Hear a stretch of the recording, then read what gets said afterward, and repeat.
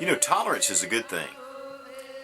But we're being told today that we should have tolerance in all things, with all ideas, all political persuasions, all religious views. But I'm here to tell you that when it comes to oppression and aggression, we should have zero tolerance.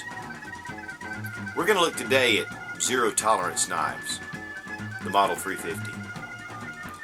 And while zero tolerance knives looks at zero tolerance toward poor quality, here on the Suits channel we have zero tolerance for those who would take our freedoms and our liberties. Zero tolerance. Excellent knife company. We're going to take a look at this zero tolerance Model 350. This is the little brother to the zero tolerance Model 300, which is a pretty large tactical combat folder. Now, zero tolerance knives are excellent tactical knives. And as I've said earlier, I have been building my knife collection and trying to fill some holes. And I have been very excited and have waited with much anticipation for this knife to come in. And I have not been disappointed. What an incredible tactical folder, and yet can be used as EDC according to your situation and where you work and what you do. I like the plain blade. It does come with a model with the serrations. It is S30V steel, and that is very wear resistant and corrosion resistant. It is a stainless steel, and it has a tungsten steel coating on it that makes it very resistant to wear. This puppy is super sharp right out of the box. Has the big ZT on the knife itself, on the blade, and then here, made in the USA, again S30V, and even has a serial number. Has a clip. This clip can be changed into 4 different positions. We're going to look at that. G10 scales. The blade is 3 1/4 inches in length, and it's overall 4 5/8 inch. The thickness of the blade is 0.12, which is about 1/8 of an inch. Look at this grind on this knife. It is hollow ground, but it comes way up to the top and has a very nice belly on it. Great shape, an excellent tactical folder. Has the liner locks, which are stainless. Let's get a good look at this blade. The smoothness, the shape. This would be good for piercing or chopping because of the width of the blade and the size. The thumb studs have serrations on the outer part. The clip has the zero tolerance logo here. Here we see the liners. Then of course this insert here also jimped as well. The zero tolerance knives, they do have a lifetime warranty on them against any defects.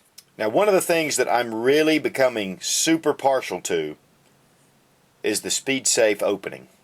It's an assisted opening, and as you can see, it comes straight out. There's no flick of the wrist. It just pops right out.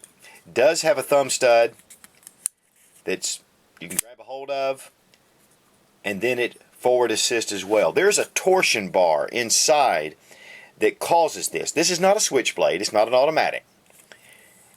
It is considered to be manually open because you actually manually pull this and the torsion bar kicks in and locks it into place.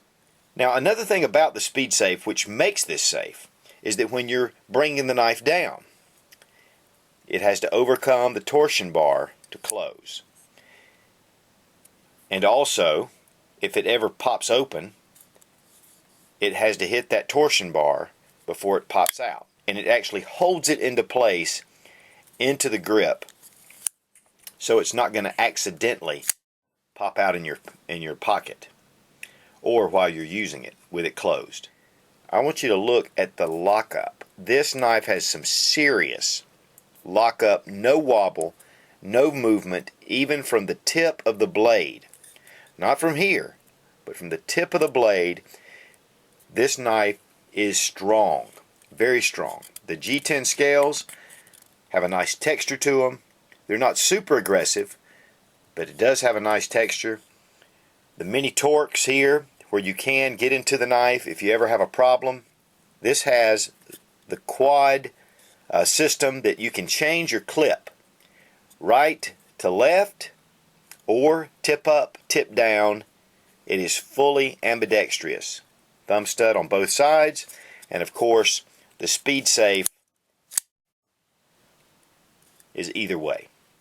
Not everyone's going to want to carry a knife this heavy. It weighs, according to the information, it weighs 6.2 ounces. Mine came up at just a little over 5.5 ounces, according to my scale. It's worth the carry. It's worth the extra weight as far as a self-defense EDC type knife to carry in your pocket. Again, it is made in the USA. The steel has high quality control on it, so it's going to withstand a lot of use, heavy use.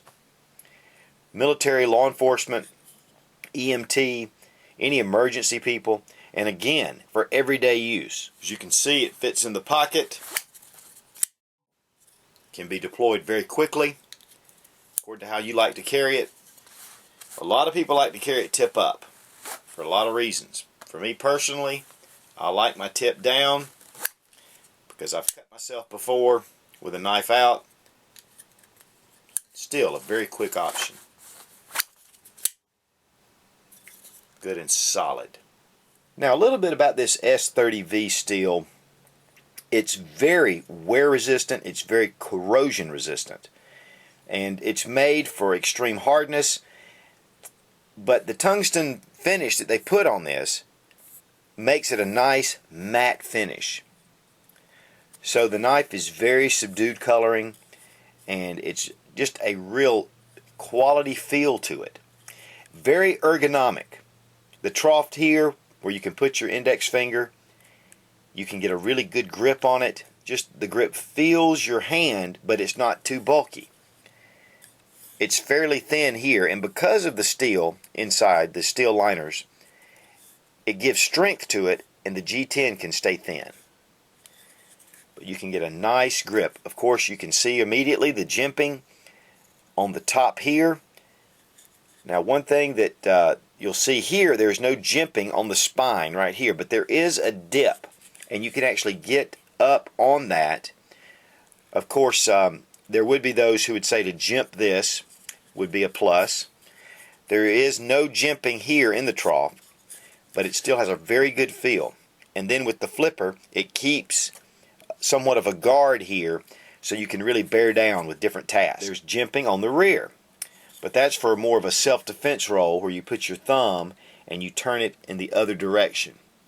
And it gives you a good solid gripping surface for a more of, again, a tactical self-defense role with bringing your knife around. Now the thumb studs not only act as a way to open up the knife, but as you can see, it also locks to the liner. So this gives you a little added protection when bearing down. It's going to hold right here with that little notch. It fits right in it.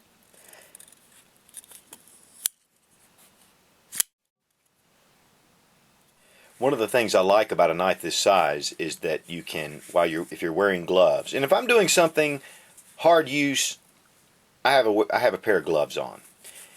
And there's no reason why I wouldn't necessarily have a pair of gloves on while using this knife in an extreme situation. But as you can see, it's very easily manipulated with the knife, with the gloves on.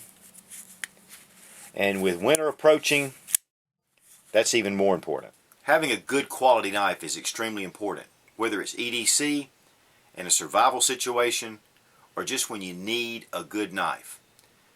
Buy the best quality knife that you can afford, because you never know when it may be a life and death situation. I got this knife from tacticaldefender.com. It was on sale for $112, but you also get a 10% discount using the Such discount code, and it's SOOTCH00. I'll have Tactical Defender's website in the link below. They are very fast on shipping, and Tim is excellent to work with and talk to. I'll also have his YouTube channel as well, which he does a review on the big brother to this 350. So check out tacticaldefender.com, get a discount, $100.50. An excellent value for such a high quality, useful survival tool. The zero tolerance knives. Excellent quality. And as always, thanks for watching. Please subscribe for more fun gun reviews and sensible survival. God bless America. Long live the Republic.